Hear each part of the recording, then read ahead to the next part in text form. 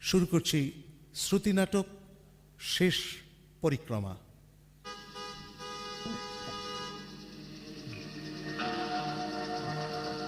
এই বেদনার ইতিহাস শুনেছ কি, দেখেছ কি মানুষের অশ্রু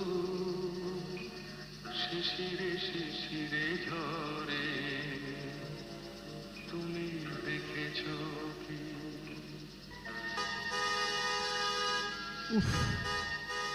রাত 11টা বেজে গেল। না, আজ আর হবে না।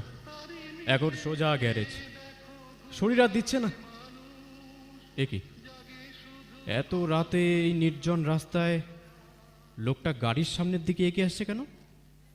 আত্মহত্যা করবে নাকি? নাকি আমার গাড়িটা থামাতে চাইছে? দূর, কিছুই তো বোঝা যাচ্ছে না। এ তো বেশ বয়স্ক মানুষ বলেই মনে হচ্ছে। না, আমি অত দূরে গাড়ি নেবই না, তার আগেই দাঁড় করাই।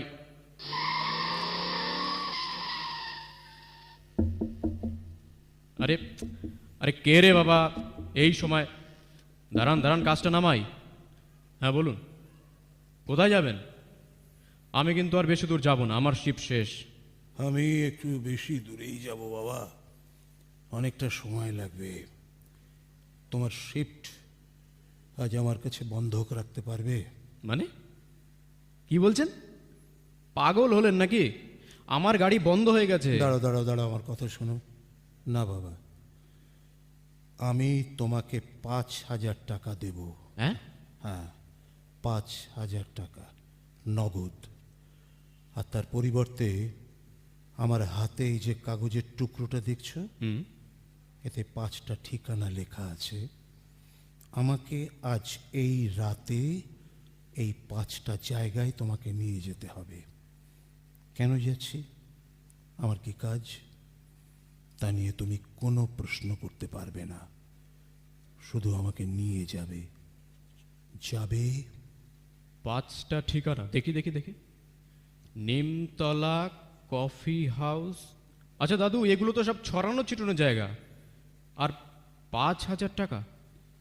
ও দাদু, আপনার শরীর ঠিক আছে তো? এই বয়সে মাঝরাতে? শরীর আমার মনের থেকে বেশি ভালো আছে। তুমি রাজি কি না সেটা বলো। শোনো বাবা, তোমার নামটা আমাকে বলোনি তো, কি নাম তোমার? আমার নাম অর্ক, অর্ক দাস। অর্ক, অর্ক দাস, বাহ, বেশ নাম। দেখো অর্ক, আমি যথেষ্ট ভালো আছি, আর ভালো আছি বলেই এই শেষ রাতে তোমার কাছে আমার একটা আন্তরিক অনুরোধ। হ্যাঁ, যদিও রাতটা এখন খুব বেশি, আমি বুঝতে পারছি, অনেক রাত হয়ে গেছে, তাছাড়া তোমার ডিউটিও শেষ হয়ে গেছে, তবু এই শেষ রাতে এই বৃদ্ধের অনুরোধটুকু তুমি রাখবে বাবা? আচ্ছা ঠিক আছে, আপনি যখন এত করে বলছেন, আর তাছাড়া টাকারও তো দরকার আছেই আমার। ঠিক আছে দাদু, আপনি উঠুন, চলুন।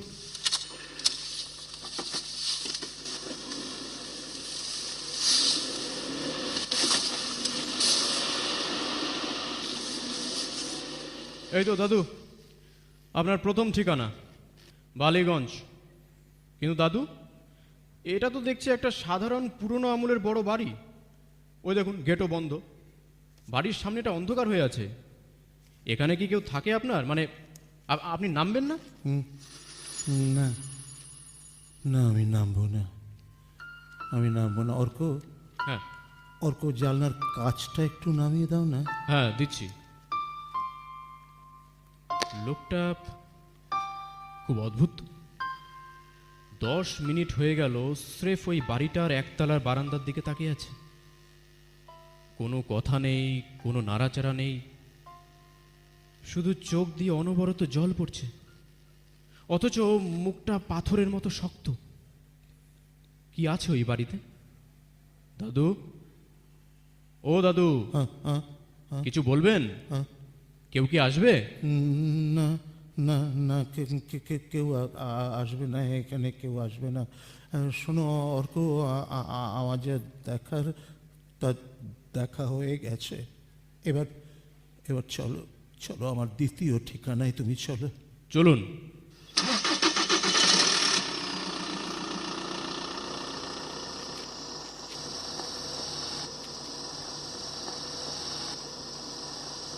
এ কোন রাস্তায় আনলেন দাদু? হ্যাঁ, দাঁড়ান, গাড়িটা দাঁড় করাই। এ কি দাদু, এটা তো একটা প্রাইমারি স্কুল। রাত 12টার পর স্কুলে কি কি কাজ আপনার?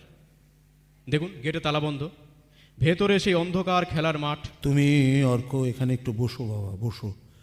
আমি ওই স্কুলের ভেতরটা একটু যাব। মানে? হ্যাঁ, ওখানে একটা দোলনা আছে, ওই দোলনাটার কাছে আমি ঘুরে আসব।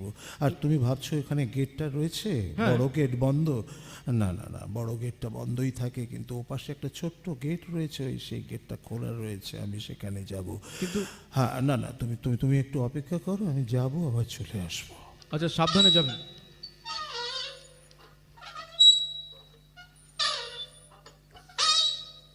লোকটা কি পাগল?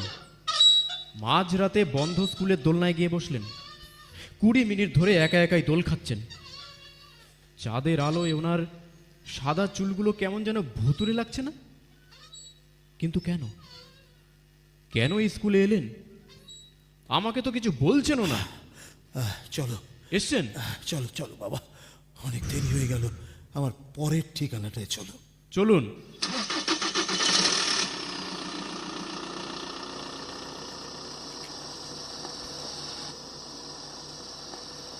দাদু, এটা তো দেখছি কলেজ স্ট্রিট। College street. ওই দেখুন সামনে কফি হাউস। Coffee house.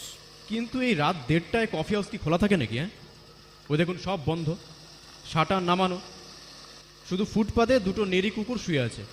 আচ্ছা, এখানে কেন এলেন বলুন তো? অর্ক, তুমি একটা কাজ করো, তুমি গাড়িটাকে ওই কোণের দিকে দাঁড় করাও তো। হ্যাঁ, ওই কোণে, ওই ঠিক ওখানে আছে, গিয়ে- আমি হ্যাঁ, দাঁড় করাচ্ছি। হ্যাঁ, রাখো রাখো, আমি 5 মিনিটের মধ্যে আসছি আসছি আসছি। অদ্ভুত, উনি শাটারের উপর হাত বোলাচ্ছেন, যেন চোখের সামনে ওনার কেউ দাঁড়িয়ে আছে, বিড়বিড় করে আবার কথা বলছেন। ওনার শরীরটা কাঁপছে। উনি কি কোনো প্রিয় মানুষকে খুঁজছেন, নাকি কোনো হারিয়ে যাওয়া সময়? কিছু একটা রহস্য তো আছেই। অর্ক, এসছেন? অর্ক, চলো এবার আবার 4 নম্বর জায়গায় যাই। আচ্ছা দাদু, আপনি কি করছেন বলুন তো? না না না না, কোনো কথা হবে না, কোনো কথা হবে না। দেখো, তোমার সাথে আমার চুক্তি হয়েছে, টাকার চুক্তি, টাকা 5,000 টাকা। তুমি আমাকে কিচ্ছু জিজ্ঞাসা করতে পারবে না। কি মানুষ রে বাবা! শুনুন, আপনার মতো এরকম আজব প্যাসেঞ্জার আমি এর আগে কখনো দেখিনি। ঠিক আছে, তুমি চলো। চলুন।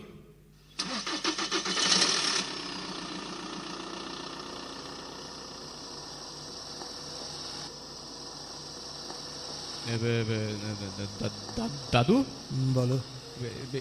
এটা তো নিমতলা নিমতলা শ্মশান। শ্মশান। এই রাত 2:30টার সময় আপনি এখানে নামতে চাইছেন? দেখুন, ওদিকে একটা চিতা জ্বলছে, কেমন একটা গা ছমছমে ব্যাপার না? আচ্ছা, আপনার কি কেউ এখানে, মানে আপনার কি কোনো কাজ আছে এখানে? হ্যাঁ, হ্যাঁ, এখানে আমার একটু কাজ আছে বাবা, এখানে কাজ আছে। অর্ক, হ্যাঁ অর্ক, তুমি কি ভয় পাচ্ছ অর্ক? হ্যাঁ, না ভয় পেও না, মানে- ভয় পেও না, একদম ভয় পেও না। শোনো শোনো অর্ক, অর্ক, চিতা জ্বললেও জানবে এখানে শান্তি আছে। আমি আমি এক্ষুনি আসছি অর্ক। সাবধানে এক্ষুনি আসছি। যাবেন দাদু। হ্যাঁ, আমি আসছি। আমি অপেক্ষা করছি।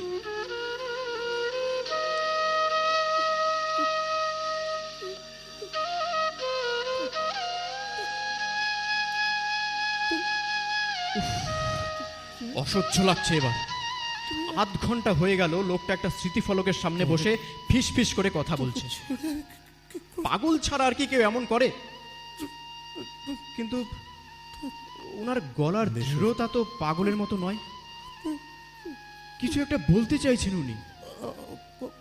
এই রহস্যের সমাধান না করে আমি আজ বাড়ি ফিরবো না। না, ওই যে ফিরে আসছেন। দাদু, হ্যাঁ এসছেন? হ্যাঁ, এসছি। তাহলে চলুন। চলো চলো চলো।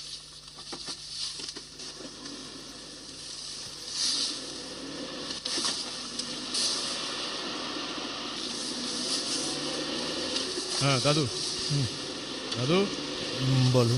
আমরা আপনার 5 নম্বর ঠিকানায় কিন্তু পৌঁছে গেছি। হ্যাঁ, এটা তো দেখছি একটা বড় সরকারি হাসপাতাল। দাঁড়ান, গাড়ি পার্ক করছি। পার্ক করো, পার্ক করো। হ্যাঁ। আচ্ছা, এবার অন্তত আমাকে বলুন, এই মাঝরাতে সারা শহর জুড়ে এই খেলাটা আপনি কেন খেললেন? কেন ওই পুরনো বাড়ি, তারপর ওই স্কুল, তারপর শ্মশান আমাদের এইভাবে ঘুরতে হলো? হ্যাঁ, আমাকে কিন্তু এবার উত্তর দিতেই হবে। তোমার ভাড়াটা এবার নাও অর্ক, 5,000 টাকা নাও, ধরো। শুনুন দাদু, আমি কিন্তু টাকার জন্য বলছি না, আমি আপনার জন্য চিন্তিত। আচ্ছা, এই হাসপাতালে কেন? আপনি কি অসুস্থ? এবার আমি তোমাকে সবটা খুলে বলবো অর্ক। হ্যাঁ হ্যাঁ, বলুন তো। আমি বুঝতে পারছি এতক্ষণ ধরে তোমার মনে অনেক প্রশ্ন তৈরি হয়েছে, অনেকগুলো প্রশ্ন। আমি এবার সব একটা একটা করে উত্তর দেব তার। তুমি ওই যে আমাকে প্রথম ঠিকানায় নিয়ে গেলে, সাউথ ক্যালকাটা, হ্যাঁ, ওটা আমার নিজের বাড়ি অর্ক। ওটা আপনার নিজের বাড়ি? আমার নিজের বাড়ি। ওখানে ওখানে আমি আমার সন্তানদের মানুষ করেছি, বড় করেছি। কিন্তু আজকে আজকে সেখানে আমার কোনো জায়গা নেই। কেন? জানো অর্ক, ওই বাড়িতে আমার ছেলে মেয়েরা থাকে, কিন্তু তারা তাদের বৃদ্ধ বাবাকে ভুলে গেছে। কি বলছেন? আজ দীর্ঘদিন আমি ঘর ছাড়া হয়ে আছি। অনেক কাল পরে আজকে আমি আমি শেষবারের মতো আমার বিটেটাকে দেখে এলাম। দাদু, ওটা আপনার বাড়ি ছিল? হ্যাঁ, কিন্তু আপনি ভেতরে গেলেন না কেন? গেলে কি তারা দরজা খুলতো অর্ক? অর্ক, আমি তো অপান্তেও হয়ে গেছি। তারপর ওই বাড়ি থেকে যেখানে গেলাম, সেটা ছিল আমার স্কুল। 43টা বছর, দীর্ঘ 43টা বছর আমি সেখানে মাস্টারি করেছি। তাই নাকি? আর ওই যে দোলনাটা দেখলে, আমি বুঝতে পেরেছি আমাকে দোলনা চড়া দেখে তুমি খুব অবাক হয়ে গিয়েছিলে। যেন ওই দোলনাটা আমার খুব প্রিয় ছিল, ভীষণ প্রিয়। আমি যখন চাকরিতে জয়েন করেছিলাম, সেই জয়েন করার পর ওই দোলনাটার সাথে কেমন যেন আমার একটা সখ্যতা তৈরি হয়ে যায়, একটা বন্ধুত্ব তৈরি হয়ে যায়। আমার ছাত্রছাত্রীরা খুব হেসে উঠতো, স্যার সুযোগ পেলেই দোলনায় চড়ছে না। যেন ক্লাস করতে করতে যখন আমার খুব ক্লান্ত লাগতো, তখন আমি ওই দোলনায় গিয়ে বসতাম। আজ মনে হলো ওই স্কুলটার কাছে আর এই দোলনাটার কাছে আমি আমি বিদায় নিয়ে আসি। তারপর তারপর কোথায় যেন গেলাম আমি? তারপর আমরা কফি হাউসে গেলাম। Coffee house, yes. In the year 1969 মিতালির সাথে আমার ওখানে প্রথম দেখা হয়েছিল। প্রথম দেখা, তারপর আমার প্রথম প্রেম মিতালির সাথে কফি হাউসে।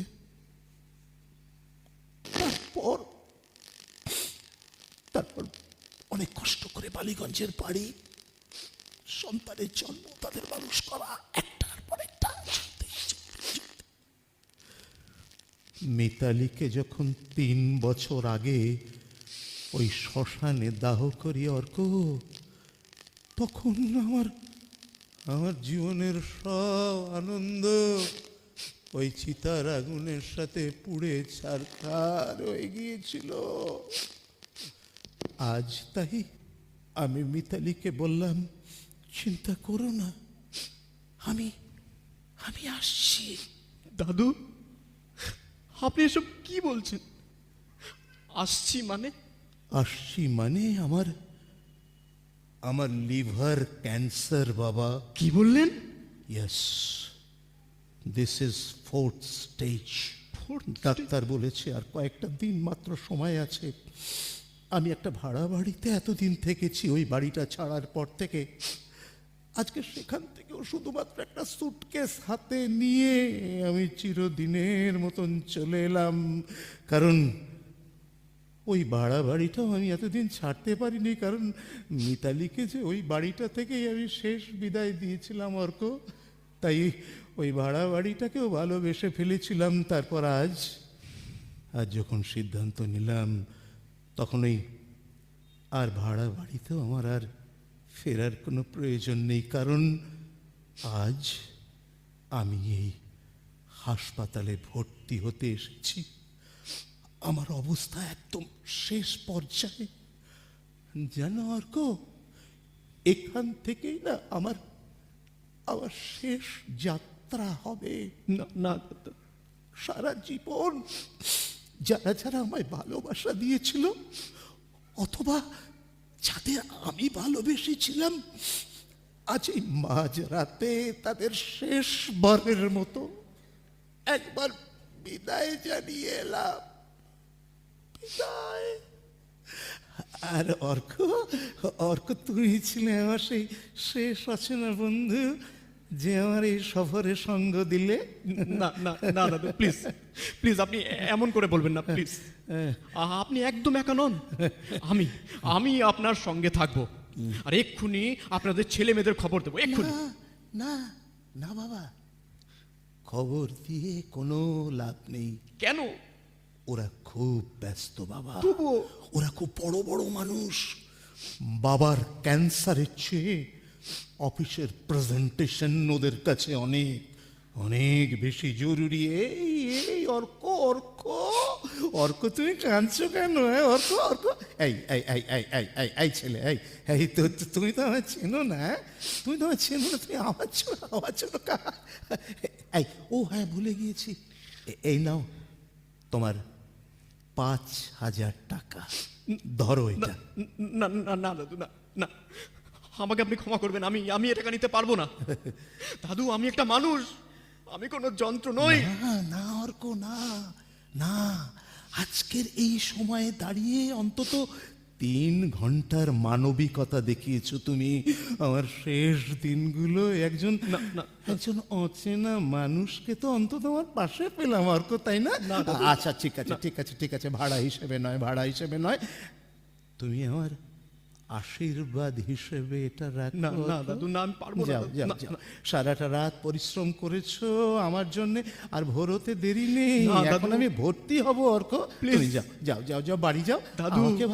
আমাকে এবার শান্তি মতো ভর্তি হতে দাও দাদু।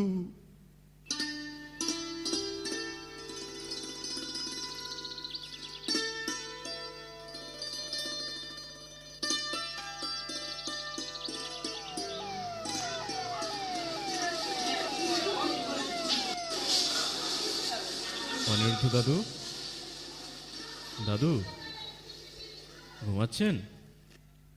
আমি অর্ক, আজ আপনার প্রিয় খবরের কাগজ আর একটু ভালো চা এনেছি।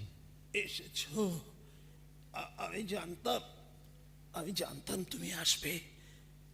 গত 5টা দিন তোমার সাথে গল্প করে আমার মনে হয়েছে কি জানো, আমি আমি আবার সেই স্কুলে ফিরে গিয়েছি।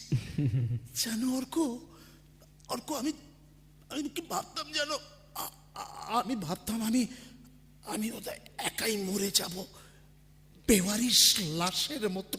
আচ্ছা আচ্ছা, ঠিক আছে। তুমি এসে শেষ বেলাটায় আমায় আমায় মায়ায় জড়িয়ে দিলে অর্ক। আচ্ছা ঠিক আছে দাদু, আপনি এসব নিয়ে এখন একদম ভাববেন না তো। আপনি খুব তাড়াতাড়ি সুস্থ হয়ে এখান থেকে বেরিয়ে যাবেন। না অর্ক, সময় হয়ে এসেছে।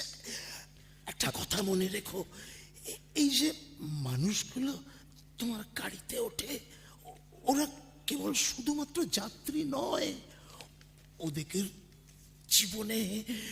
ওদের জীবনে প্রত্যেকের এক একটা করে গল্প আছে। আচ্ছা ঠিক আছে। কেউ হাসছে, কেউ কেউ হয়তো মনে মনে চিতার আগুন নিয়ে ঘুরে ঘুরছে। দাদু রিল্যাক্স। আমার দীর্ঘ জীবনের অভিজ্ঞতা দিয়ে তোমাকে একটা কথা বলে চাই। ঠিক আছে, আমি শুনবো। অর্ক, অচেনা মানুষদের দিকে একটু তাকিও অর্ক। হ্যাঁ, ঠিক আছে দাদু, তাদের একটু আপনি শান্ত হন। সময় দিও দয়া করো অর্ক, কারণ আমরা সবাই কোনো না কোনো একটা শেষ গন্তব্যে যাচ্ছি। আচ্ছা ঠিক আছে, আপনি এখন অর্ক, হ্যাঁ কি হলো? কি হলো? কি হচ্ছে আমার? কি হলো দাদু? আমি দেখতে পাচ্ছি না কেন? এই তো আমি আপনার সামনে দাঁড়িয়ে আছি। আমার চোখে অন্ধকার হয়ে আসছে কেন? অর্ক আমি দেখতে পাই। কি বলছেন? আপনার কি অসুবিধা হচ্ছে দাদু? নার্স, নার্স তাড়াতাড়ি আসবেন। ডাক্তার বাবু, দাদু, দাদু!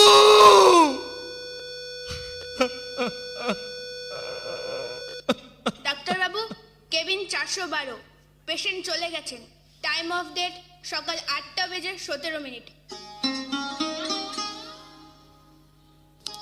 ॐ कृत्वा तु दुष्कृतं कर्म जानता बाप मृत्युकाल অনিরুদ্ধ দাদু চলে গেলেন। नरम ওর ছেলে আসেনি, মেয়েও না। আমি সেদিন ওই বাড়িটায় ছুটে গিয়ে খবরটা দিয়েছিলাম, বারবার আসতে অনুরোধও করেছিলাম। না, কেউ আসেনি। শেষ বিদায় দিতে আমরা মাত্র 6 জন ছিলাম। আমি ছিলাম, ওর এক পুরনো ছাত্র ছিল, আর হাসপাতালের কয়েকজন। 40 বছর শিক্ষকতা করার পর এই তার প্রাপ্তি। কিন্তু তিনি আমায় যা দিয়ে গেলেন তা ওই 5,000 টাকার চেয়ে অনেক বড়। জানেন, আজও আমার গাড়ির সামনের বক্সে সেই 5,000 টাকাটা পড়েই আছে। না, খরচ করতে পারিনি। তারপর থেকে যখনই কোনো বয়স্ক মানুষ আমার ওলায় ওঠে, আমি আয়নায় তার চোখের দিকে তাকাই, বোঝার চেষ্টা করি সে কি আজ খুব খুশি, নাকি সেও তার জীবনের শেষ সফরে বেরিয়েছে। আমি আজ আর শুধু একজন ড্রাইভার নই, জানেন, আমি এখন এক একটা গল্পের সঙ্গী। অনিরুদ্ধ দাদু শিখিয়ে গেছেন, মানবিকতা অতিরিক্ত কিছু তো নয়, এটা একটা সাধারণ বিষয়। কিন্তু এটা যদি আমাদের মধ্যে থাকে, তবে মানুষ শব্দটার একটা আলাদা অর্থ তৈরি হয়, আর বেঁচে থাকার আনন্দটা একেবারেই অন্যরকম হয়ে যায়। চলি। নীল আকাশের নিচে পৃথিবী, আর নমস্কার। পৃথিবীর পরে শেষ করলাম আমাদের নাটক নীল আকাশ। শেষ পরিক্রমা। তুমি দেখেছো কি আকাশ, আকাশ